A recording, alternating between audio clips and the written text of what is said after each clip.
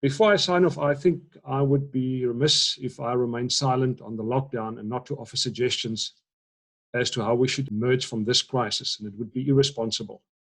We need to get our economy going because ultimately all of our lives depend on it.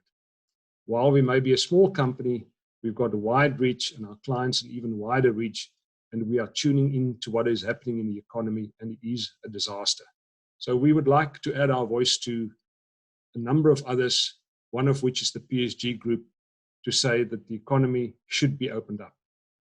We agree, Mr. President, you and your cabinet should be congratulated with a quick and decisive way in which you've addressed the pandemic. During my lifetime, I've not seen a harder working cabinet. It's great to see your leadership in action. It's great to see that our country can act swiftly and with purpose. And it's great to see the solidarity in our country. But I'm afraid with that ends the good news. The lockdown is causing severe damage to what is left of a fragile economy. And our well-being, our livelihood depends as to whether we can get the economy to recover. Mr. President, the only way to get the economy to recover is to create sustainable jobs. And surprise, surprise, only entrepreneurs and business people can create jobs. And at the moment, we are harming these very people, and they can't make their contribution. And as I'm sure all of you are aware, civil servants are not being laid off. Civil servants, and it's left to be seen whether their salaries will be cut, are in a very cushy position, whereas those that actually fuel the tax income are the ones that have been harmed most. So here with a couple of suggestions. And my wife will say to me, Tace, why don't you talk to Mr. President? He's not listening to you. Antoinette, it makes me feel better. And hopefully one or two of the press people that's listening will convey the message. But please stop funding loss-making state-owned enterprises. Close them, liquidate them, get rid of them. Fast-track Eskom's unbundling. And then the most difficult one, decrease the government wage bill. I think Mr. Mboweni already had put that as a target, and unless that's being achieved, we are hiding to nothing. Please do away with minimum wage for 5 years, at least. It crowds out job seekers and it makes it very difficult to compete in labor-intensive industries. And for now, please forget about radical economic transformation. It diverts the attention, it hampers progress, and it enriches a small select group which has been enriched many, many times. Remove the bottlenecks in spectrum allocation, also for independent power producers. Make it easier to do business. Let the mining companies produce electricity. It is stupidity not to do it.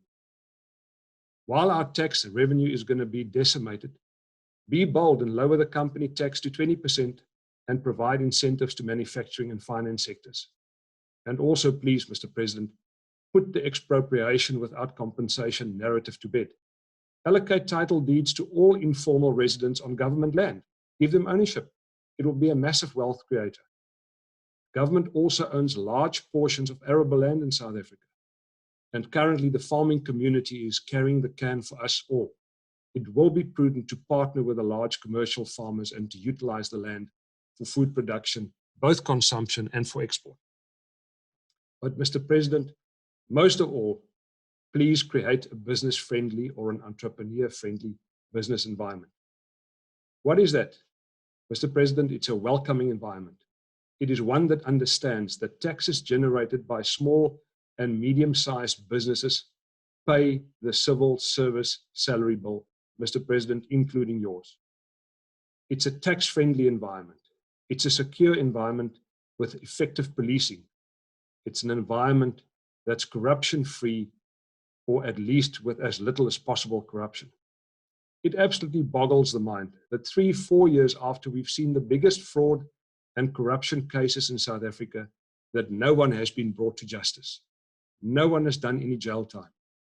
It is well known that state capture costs South Africa, which is already a poor country, and I'd like to repeat that, a poor country, R1 trillion. That's twice the amount that you've allocated for relief. The Steinhoff fraud, the biggest commercial fraud in South Africa ever, cost South Africa 300 billion. Almost also the size of your relief package. and no one has been brought to book.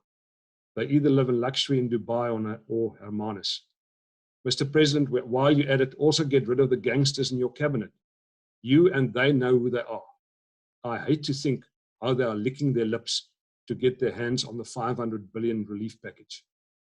Mr. President, a business-friendly environment is one that will attract investments that we so desperately need. It is one that will generate growth. And most importantly, it will generate tax income to repay the huge debt bill that's facing us. Lastly, we need to open up the economy ASAP. We are going to see lots of lives that will be lost.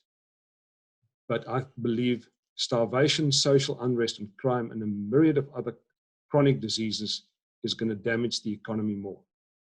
It's time for us to put and work together and try and get this economy going, because ultimately all of our lives depend upon it.